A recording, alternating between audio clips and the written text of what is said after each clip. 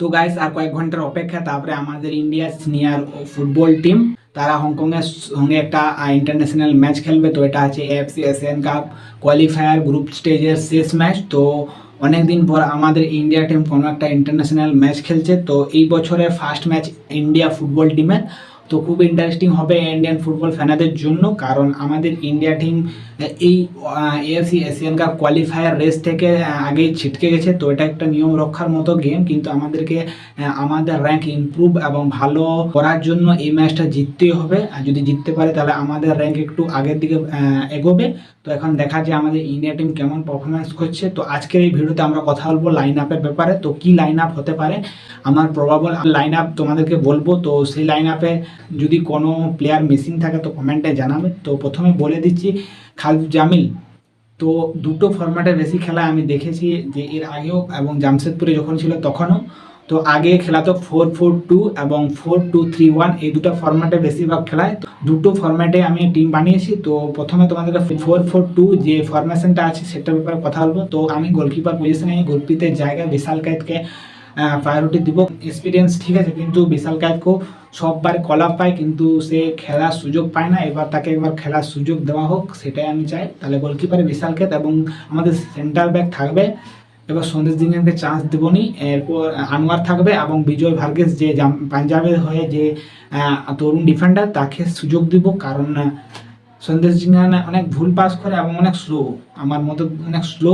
তো কিন্তু এরিয়াল বলগুলো ভালো কভার করে, সেটা তো আমাদেরকে ছাড়তে হবে। নতুন আসছে, তাদেরকে একটু সুযোগ দিলে ভালো হয়। পরে যেসব ইন্টারন্যাশনাল ম্যাচগুলো হবে তখন সুবিধা হবো। এবং লেফট ব্যাক এবং রাইট ব্যাক হিসাবে আমি রোশন সিং এবং আকাশ মিশ্রাকে রেখেছি। তো এরা দুজন গেল আমাদের লেফট ব্যাক এবং রাইট ব্যাক। এবং মাঝখানে যে সেন্টার মিডফিল্ডারে রেখেছি আপুইয়াকে, আর একজনকে সাহালকে রেখেছি। তো এই 4-4-2-তে সাহালকে রেখেছি মিডফিল্ডারে, এবং দু সাইডে যে উইঙ্গারকে রেখেছি, লেফট উইঙ্গার লালেঞ্জওয়ালা ছানতে এবং রাইট উইঙ্গার আমি রেখেছি লিস্টেন কোলাসুকে। এবং দুটা স্ট্রাইকার রেখেছি এডওয়ার্ড রালেন্ডিকা আর রেন উইলিয়াম। কিন্তু রেন উইলিয়াম পুরো প্রপার স্ট্রাইকার না, উইং প্লেয়ার, তাও ওকে আমি স্ট্রাইকার রেখেছি। তো তোমাদের এটা কি মনে হচ্ছে, এটা আমি যেটা ভেবেছি এটা ঠিক বা এরকম হতে পারে কি না স্টার্টিং লাইন আপ? তো তোমরা তোমাদের ওপিনিয়ন কমেন্টে জানাবে। তো এটা গেল 4-4-2 ফরমেশন।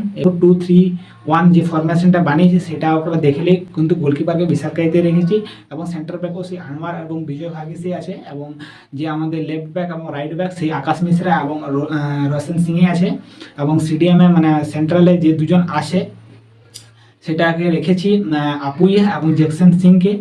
এবং এরপর লেফট এবং রাইট উইংয়ে রেখেছি লালেঞ্জওয়ালা সেন্টার আর লিস্টেন কোলাসো। এর অপোজিট আর কি আছে ভালো লেফট আর রাইট উইংয়ে খেলা, মানবীর সিং আছে, তো তাকেও চান্স দেওয়া যেতে পারে। তো এটা প্লে মেকার হিসাবে ওইখানে সাহালকে রাখা আছে, কিন্তু সাহালের বদলে এখানে রেন উইলিয়ামকেও খেলানো যেতে পারে। এবং স্ট্রাইকার অনলি স্ট্রাইকার রাখা যেতে পারে লালেন্ডিকাকে। এখন দেখা যে আমাদের খালিদ জামিল কোচ কেমন টেকটিক এবং কোন ফরমেশনে খেলাচ্ছে এবং কাকে আপফ্রন্টে রাখছে, এবং সেটাই দেখার। তো এই আমার দুটো ফরমেশন, তোমাদের এই ফরমেশনে ভালো লেগেছে তো কমেন্টে জানাবে যে এই ফরমেশন ঠিক আছে। তো এখন আমাদের খালিদ জামিল কোচ এবং কোন ফরমেশন খেলা এখন দেখার।